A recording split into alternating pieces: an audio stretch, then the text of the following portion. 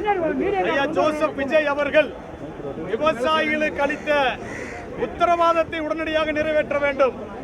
நான் ஆட்சிக்கு வந்தேன்னா 5 ஏக்கர் கீழ இருந்தா முழுசா தள்ளுபடின்னு சொன்னார் இல்லையா? 5 ஏக்கருக்கு மேல இருந்தா 50% தள்ளுபடின்னு சொன்னாரு. ஆனா இன்னைக்கு என்ன பண்றாருன்னா விவசாயிகளை ஏலம் விட்டுட்டு இருக்கிறாங்க. ஐயா 50,000 தாரேன், 75,000 தாரேன், 5,000 தாரேன், 35,000 தாரேன்னு சொல்லி விவசாயிகளை ஏலம் விட்டு கொண்டிருக்கிறார். ஆக விவசாயிகள் தமிழ்நாடு கடல் இருக்குன்னு சொல்றார். உங்க காசே வேண்டாம், விவசாயிகளுக்கு ஒதுக்க நிதியை எடுத்து கடன் தொழில் பண்ணுங்கன்னு சொல்லியாச்சு. இதுவரைக்கும் அதற்கும் செவி சாய்க்கவில்லை. பரிசீலிக்கிறோம் சொல்றாங்க.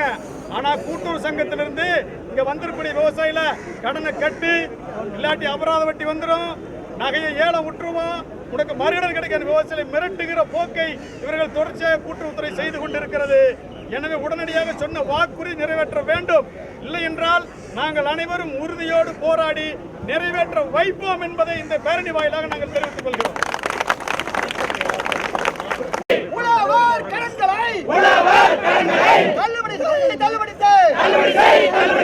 தமிழக முதல்வரே சொன்னதை செய்யுங்கள்.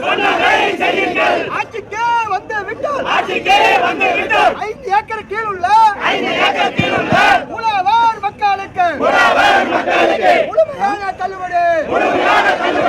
எங்களுக்கான கோரிக்கை நிறைவேற்றலன்னா இந்த பேரணி ஒரு சாம்பிள் தான்.